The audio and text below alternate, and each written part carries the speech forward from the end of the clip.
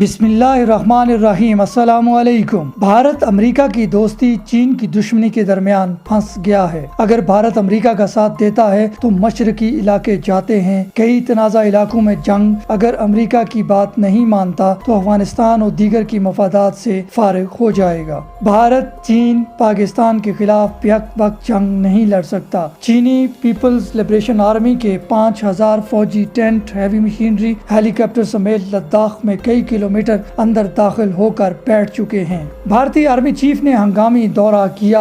اس علاقے کا اور خطے میں موجود امریکی واحد الائی بھارت تنہائی کا شکار ہو گیا ہے۔ چین بار بار بھارت کو خبردار کر رہا تھا کہ امریکہ کے کہنے پر چین کے خلاف کوئی حرکت کی تو بھاری قیمت چکانی پڑے گی، مگر بھارتی میڈیا مسلسل چین کے خلاف پروپیگنڈا کرتا رہا۔ سی پیک پر اعتراضات، رکاوٹیں، گلگت بلتستان کو واپس لینے کی باتیں، بلوچستان حملے میں انڈیا کے ملوث ہونے کے شواہد، جن پر پاکستان چین کی جانب سے سخت رد عمل دینے کا فیصلہ ہوا۔ بھارت کو فوری اس کی سرزمین پر سبق سکھانے کا فیصلہ کیا گیا۔ اروناچل پردیش سکم کے بعد اکسائی چین کا علاقہ جو لداخ سے متصل ہے، یہاں جھڑپیں شروع ہو چکی ہیں۔ وجہ بنی اروناچل پردیش کے علاقے میں پل کی تعمیر، جو بھارتی افواج کی موومنٹ کے لیے تعمیر کیا گیا۔ نیپالی علاقے کالا پانی میں سڑک کا افتتاح، خود ساختہ نقشے کے ذریعے اس علاقے کو بھارتی حصہ ظاہر کیا گیا۔ جموں کشمیر لداخ کو یونین ٹیریٹری کا حصہ بنانے کا اعلان کرنا، اس میں وہ متنازع علاقے بھی شامل ہیں جن پر چین دعویٰ کرتا ہے کہ یہ اس کے ہیں۔ پینگونگ